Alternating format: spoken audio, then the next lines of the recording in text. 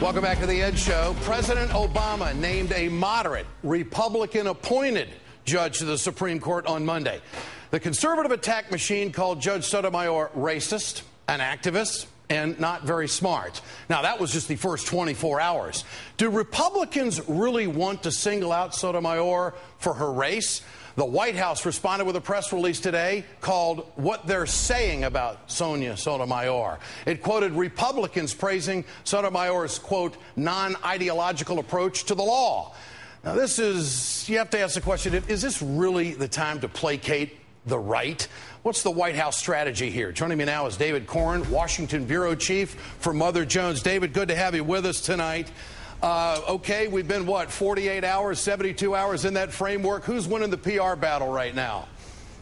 Well, I think the White House is, pretty happy with the way things are going. I mean, they have someone who's being praised by most as a moderate, sound, legitimate, that's a key word here, legitimate nominee. And on the right, you have people like Rush Limbaugh and Newt Gingrich calling her a racist and a bigot.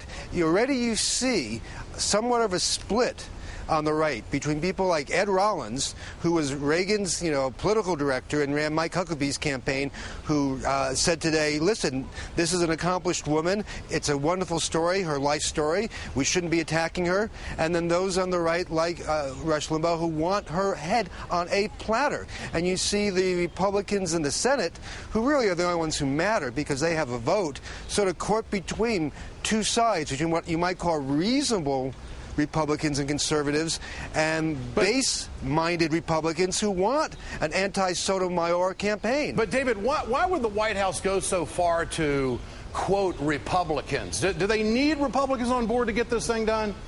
Well, of course they depending on how Franken becomes senator, they'll have 60 seats in the Senate. They really don't, but it doesn't hurt. Olympia Snowe, a Republican senator from Maine, came out and said she was well qualified. This is just what happens in Washington all the time. If you can get anyone on the other side praising your decision, you use that because it makes the people on the other side attacking you seem even more marginal. What do you make of some of these Republicans coming after the nominee, because this is the fastest growing demographic politically in the country? And President Obama won 36%, up from 27% in 2004. Isn't this, in a sense, political suicide by the conservatives?